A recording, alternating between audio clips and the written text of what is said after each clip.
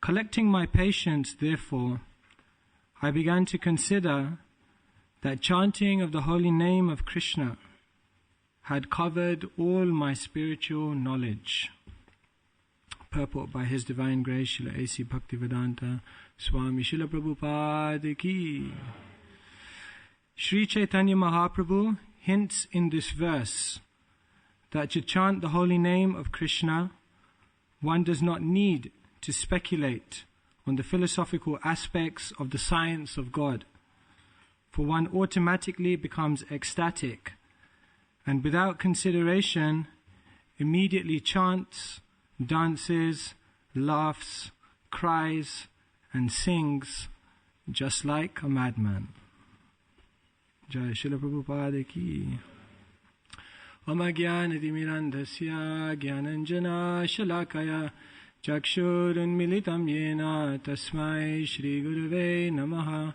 Shri Chaitanya Manobishtam Stapitam Yena Bhutale Swayam Rupa Kadamayam Dadati Swapadantikam Vandeham Shri Guru Shri Jatapadakamalan Shri Gurun Vaishnavamscha Shri Rupam Sagrajatam Sahagana Raghunathanvitam Tam Sajivam Sadvaitam Savadutam Parijana Sahitam Krishna Chaitanya Devam Shri Radha Krishna Padan Sahagana Lalita Shri Vishakan Vitamscha.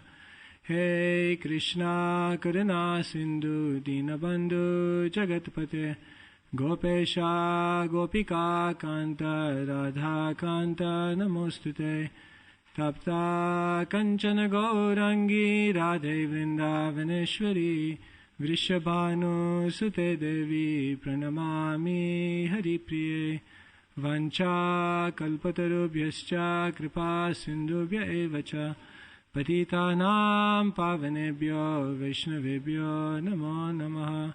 Jai Shri Krishna Chaitanya Prabhu Nityananda Shri Advaita Gadadhara Shri Vasadi Gaura Bhakta Vrinda. Hare Krishna Krishna Krishna Hare Hare Hare Rama Rama Rama Hare Hare. Hare Krishna. So with your permission, try to share some words on these wonderful verses of the Chaitanya Charitamrita. So here we're continuing the story. Jai Shri Radha Gokulananda Ki Jai, Shri Sitaram Lakshman Hanuman Ki Jai, Shri Gaur Nitai Ki Jai. We're continuing the story of Sri Chaitanya Mahaprabhu, who was a great scholar, who knew all about the different philosophical systems of knowledge, who was able to defeat anyone in argument, who was so learned that no one was confident to approach him or engage with him in any kind of debate.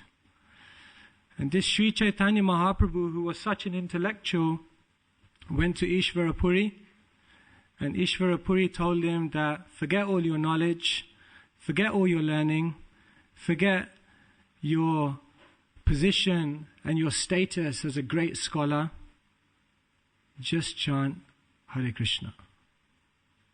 And he did that. And here Chaitanya Mahaprabhu is explaining what he's experienced from chanting Hare Krishna. He said, I went away from Ishvarapuri, I began to chant Hare Krishna, and I began to sing, dance, laugh, cry, and fall down like a madman. And he's a little bewildered by that. So this is actually the goal of the Krishna consciousness movement. In one lecture, Indradyumna Maharaj, he said, all of the service that we're doing, all of the austerities that we perform, all of the knowledge that we're learning, and all of the sadhana that we're performing is only so that one day we can sit down in one corner of the room, take our beads and chant Hare Krishna in such absorption that a drop of tears fall from our eyes. That's the goal of everything, to chant in that state of mind, with such love and such devotion. Everything we do is only for that purpose. So the chanting of the holy name of Krishna is the beginning, the middle, and the end of spiritual life. Even in the spiritual world, they are chanting Hare Krishna. One devotee once came to Prabhupada and said, "Prabhupada, do I have to chant my rounds in the spiritual world?" Prabhupada just looked at him and thought, "You didn't really get it, did you?" Srila Prabhupada said that the result of chanting Hare Krishna is that you want to chant even more. And therefore we see that the residents of the spiritual world, they are also chanting Hare Krishna. Raghunath Das Goswami describes a day in the life of Srimati Radharani in the spiritual world. Ekada Krishna Virahad Dhyayanti Priyasangamam Manobashpa Nirasaya Jal Panditam Muhur Muhu. Raghunath Das Goswami describes Ekada, one day, Krishna Virahad. Srimati Radharani was feeling great separation from Krishna. Dhyayanti Priyasangamam. And she was constantly meditating, when will I be able to associate with Krishna? Manobashpa Nirasaya. Then she thought, I have to relieve my mental anxiety of not being with Krishna, somehow or other. So what did she do? Jalpanditam muhur muhu. She immediately began to chant, Hare Krishna, Krishna Krishna, Hare Hare, Hare Rama, Rama Rama, Hare Hare.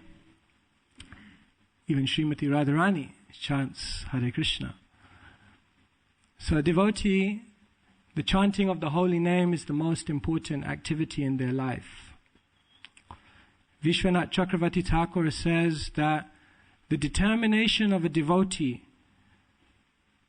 is that even if Krishna comes to that devotee and says, stop chanting, the devotee will not stop chanting. And we have an example of that in the Chaitanya Charitamrita, of when Sri Chaitanya Mahaprabhu came to Haridas Thakur. And he said, now you're old, now you're ill, now you're diseased. Give up this vow of chanting 300,000 names of Krishna. You've done your bit. Now you can relax. And Haridas Thakur says, no, I cannot relax. My disease, my real disease, my real illness is that I cannot chant. I cannot finish my rounds. That's my disease. So, the end of spiritual life is that we develop such an attachment to the holy name. And that attachment begins with attentiveness. Chanting attentively brings attraction. Attentive chanting brings attraction. And attraction, when it matures, brings attachment. This is the progression that we're going through in chanting. First, attentive chanting. Then, chanting with attraction. Then, chanting with great attachment, such that you cannot stop chanting. Therefore, the time that we spend in our daily routine chanting is the most important time. Jayadvaita Maharaj, he said, it's just like a ship. A huge ship. What does it have at the back of the ship? It has a small piece of wood called a rudder. And this rudder just moves like this. And just on the basis of the moving of this rudder, the entire direction of the ship is changed. So he said, just like that, when you sit down to chant in the morning, how you move your tongue and how you chant the holy name of Krishna, the attention that you do it with, the seriousness that you do it with, the absorption and determination with which you chant, that moving of the tongue decides the entire direction of your life. The entire future of your spiritual life is based on how you chant Hare Krishna. So the chanting of the holy name is the beginning, middle, and end of our spiritual life. Hare Nama, Hare Nama, Hare Nameva Kevalam. There's no other way in this age. Here Chaitanya Mahaprabhu is saying, since I began chanting the holy name of Krishna, my knowledge became covered. So Chaitanya Mahaprabhu, before he began chanting, he was a great scholar, as I mentioned. But all of his knowledge, all of his understanding of Shastra did not help him to fall in love with Krishna, at least in the role that he was playing. And therefore he considered that knowledge useless. However, the same Sri Chaitanya Mahaprabhu later on engaged in studying the Shastras, engaged in hearing the Shastras. So in this verse, we should not think that Sri Chaitanya Mahaprabhu is saying knowledge is not important, simply chanting is important. No, he's saying knowledge which doesn't lead one to love of Krishna, that type of knowledge is useless. But the type of knowledge that leads one to Krishna, that type of knowledge is very useful.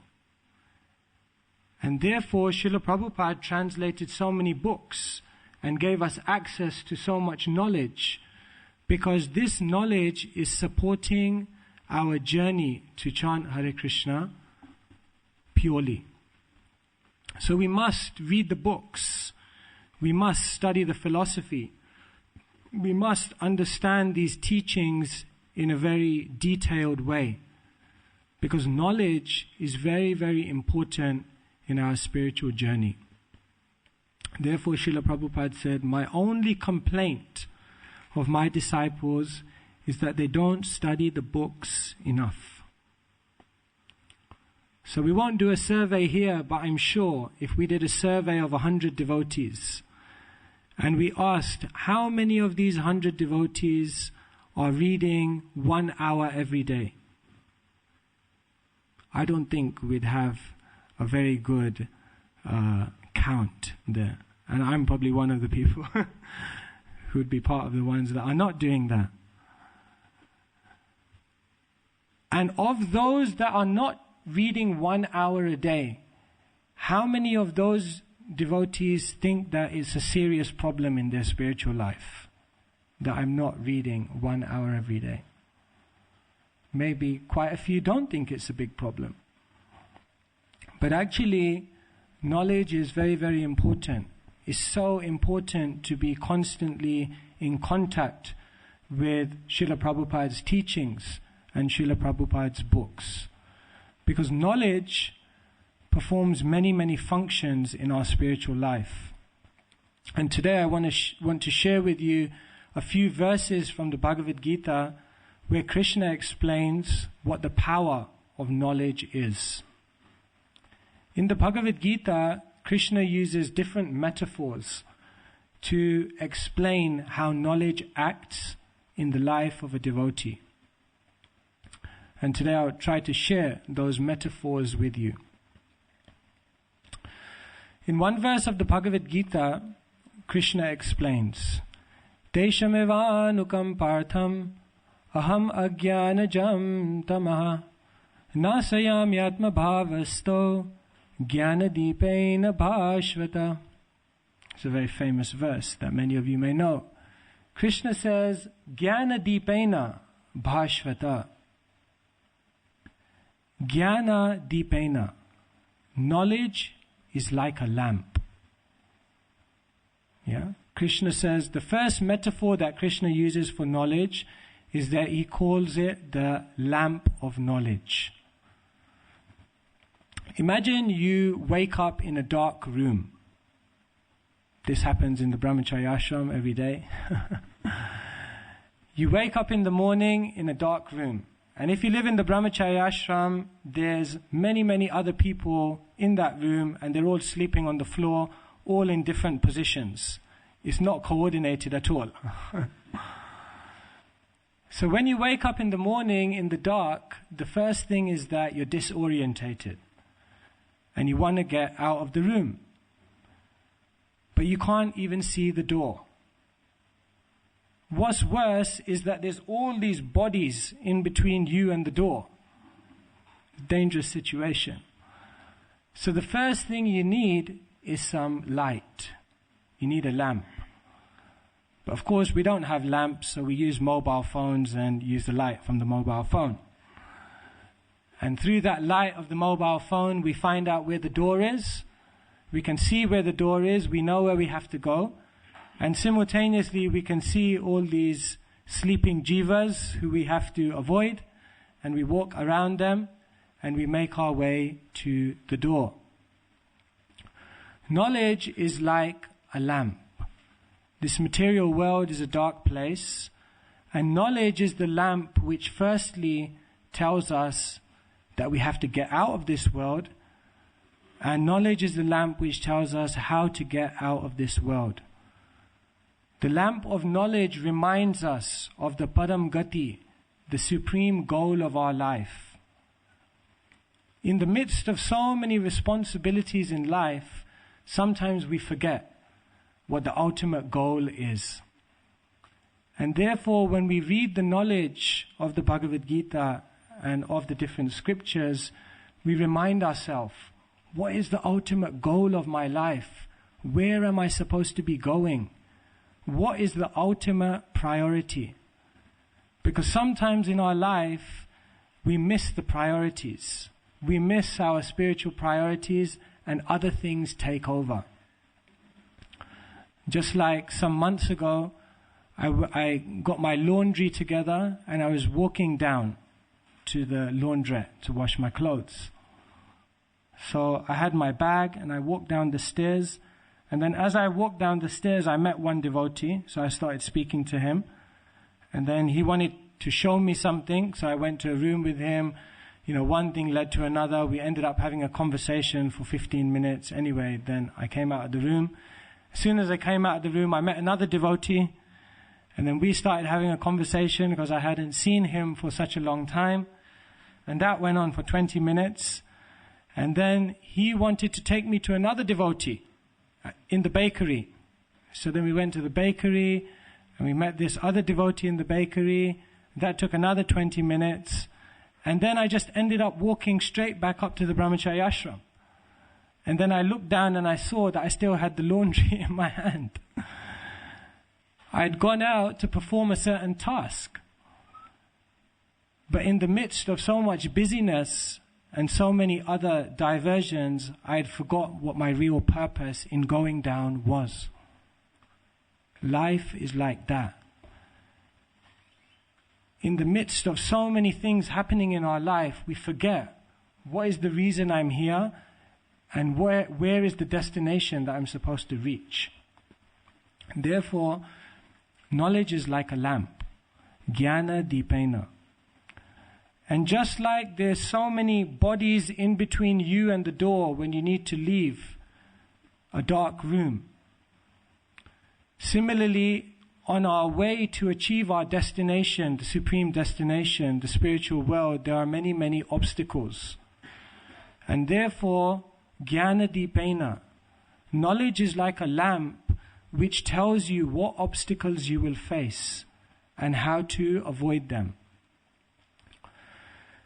The ways and the means by which devotees leave spiritual life do not change.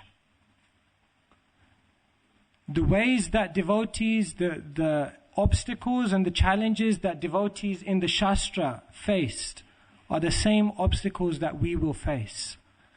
So the idea of reading Shastra is that when we see the obstacles that the devotees faced, the difficulties that they had, and how they overcame those obstacles, by reading that knowledge, we can understand, I will probably go through the same things in my life.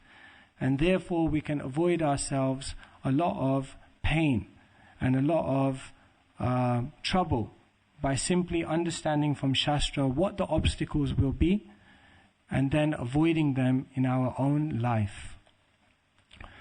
So therefore Krishna says, Jnana Deepena, knowledge is like a lamp. Then Krishna goes on in the Gita, in another verse he explains, Yasya sarve samarambha kama sankalpa varjita jnanagni dagda karmanam tam ahur panditam buddha.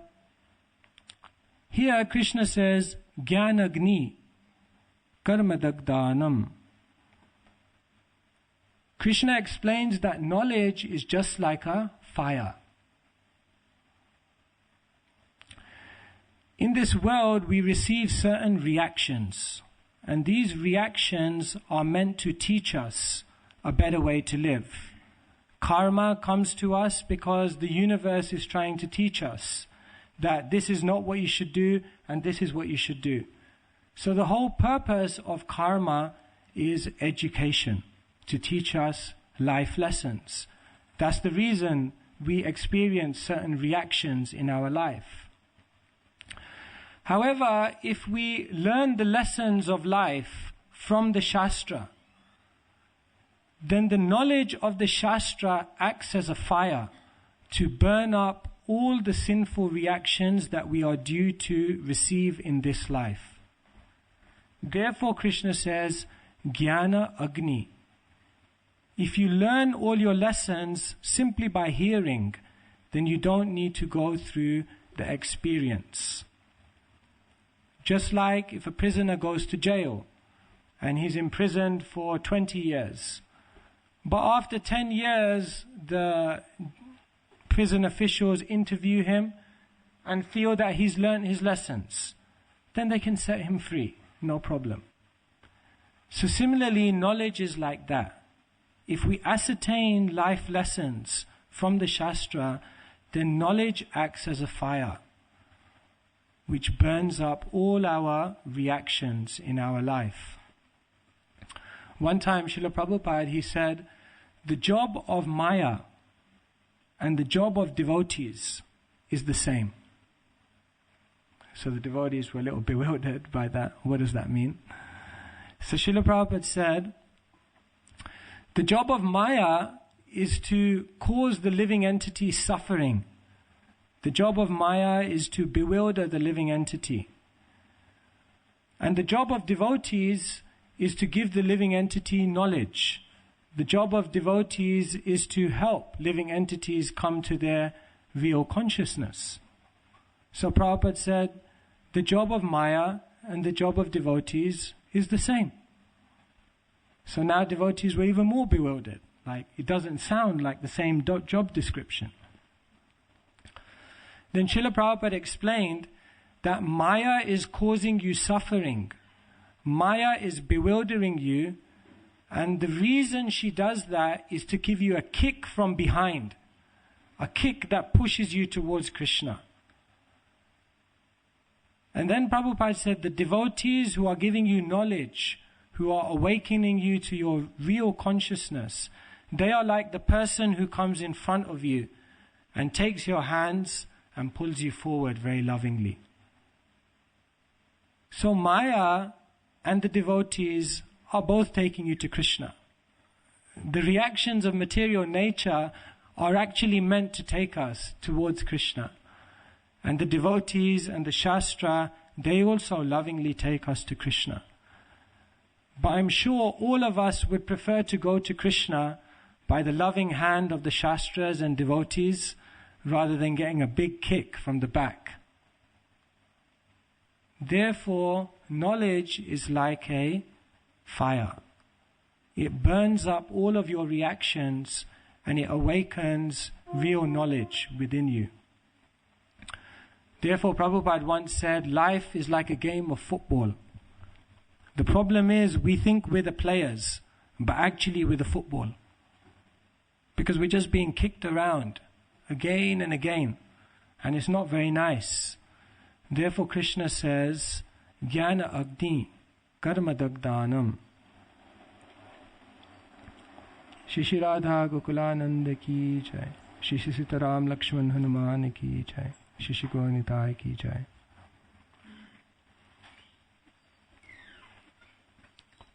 Then in another verse in the 4th chapter, Krishna explains, Tasmada jnana sambhutam ritstam jnana sinatmana chitvainam samsayam yogam atisto tista bharata.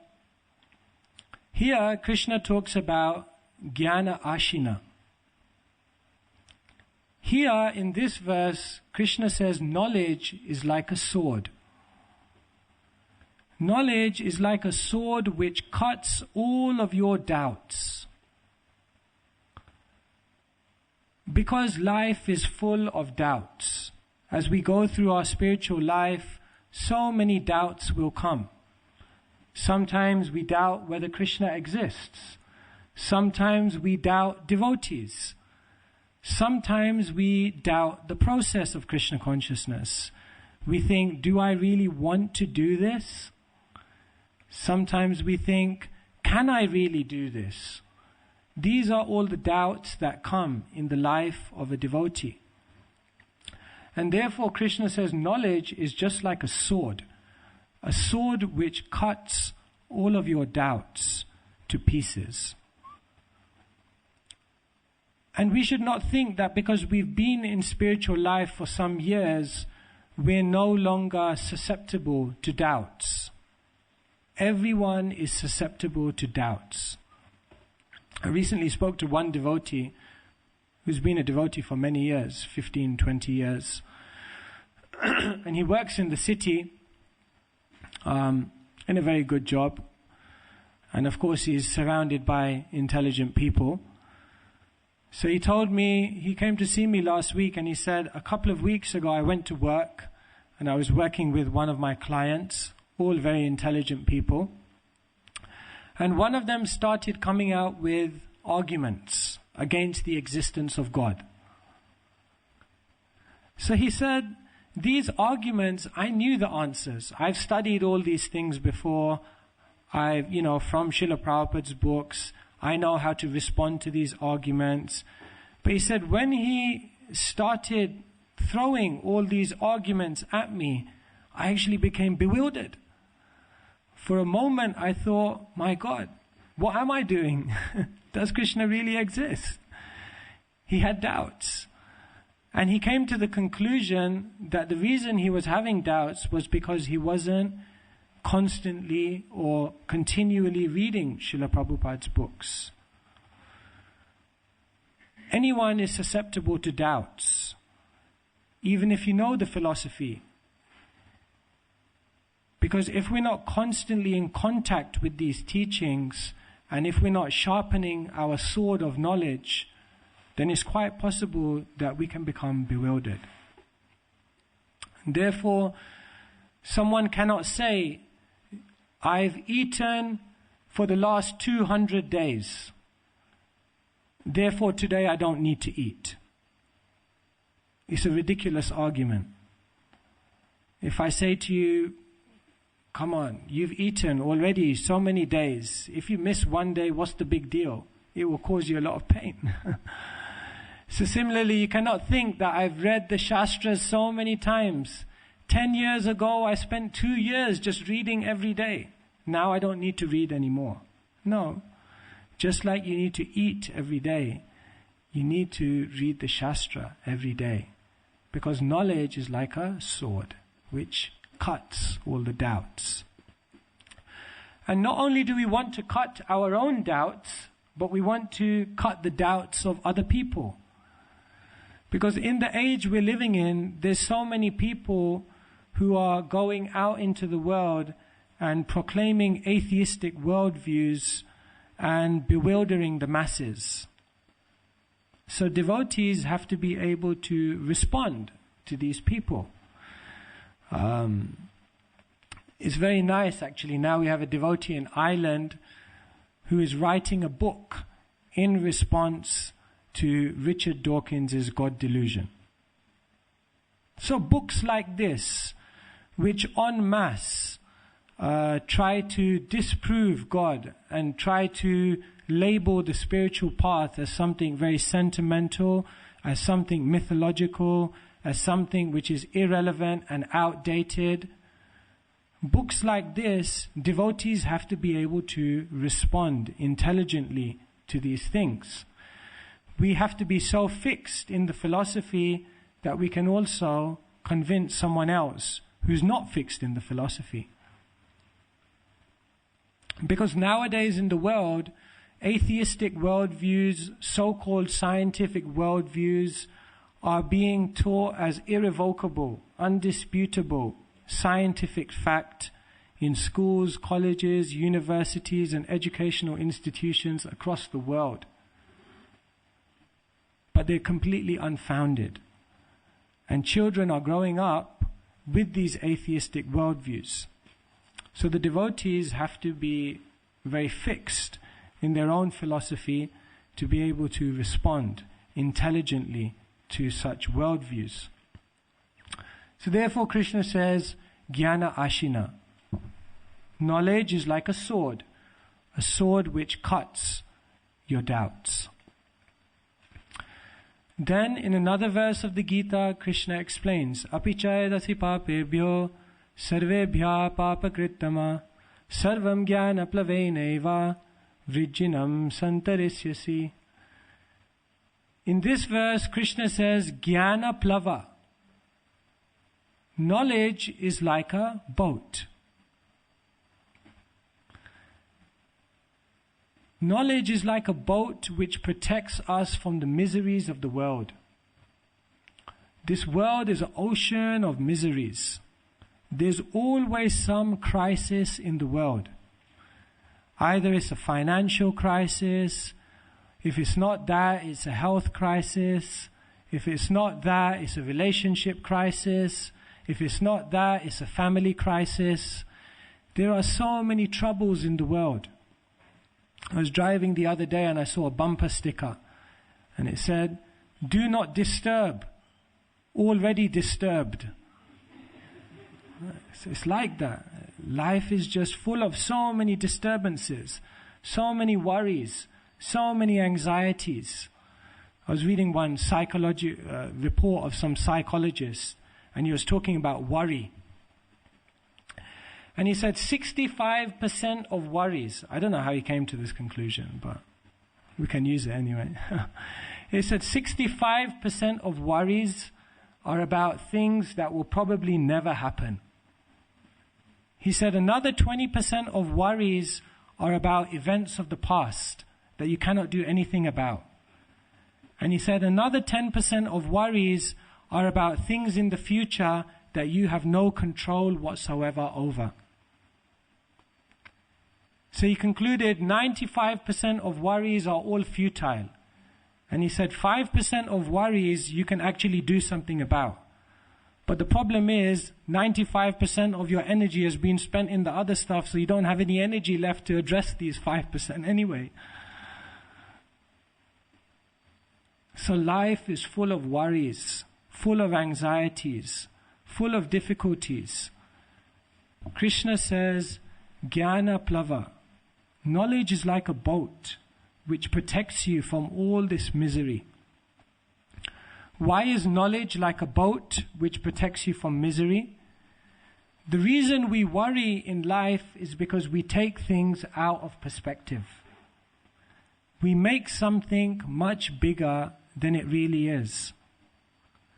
But when we're in touch with the knowledge of Bhagavad Gita, when we have the bigger picture of life, when we see the eternal reality that I'm living within, then the problems in my life, the difficulties that I'm facing, the obstacles that I'm going through, they don't really seem that big anymore.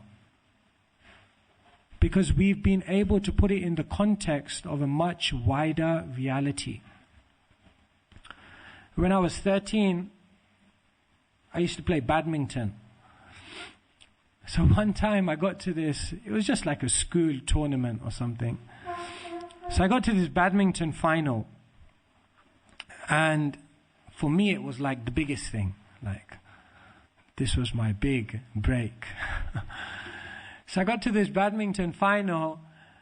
Anyway, somehow I was on the verge of winning.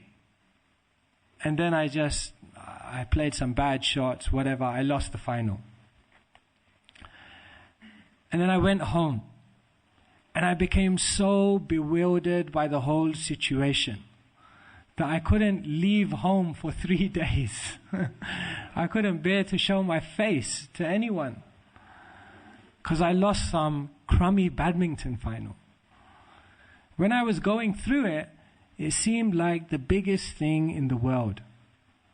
As I grew up and I look back at the situation, you realize how small it is. Because when you grow up and you see the bigger picture, then you're able to see everything in perspective.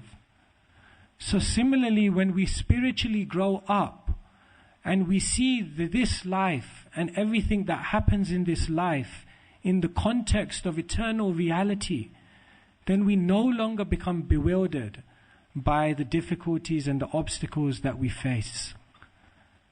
Therefore, Tribhuvanath Prabhu used to famously say, don't take the illusion too seriously. We take our lives so serious, and everything that's happening in my life, we take it so serious. But in the context of the bigger picture, there's no need to worry so much. So therefore, Krishna says, Jnana Plava. Knowledge is like a boat which protects you from the ocean of miseries. Therefore, through metaphors like this, Krishna is explaining that in the life of a devotee, to read this knowledge, to be in contact with Shastra, is very, very important. Jnana Agni, the fire of knowledge, burns all of your reactions up. Jnana Plava, the boat of knowledge, protects you from all kind of miseries.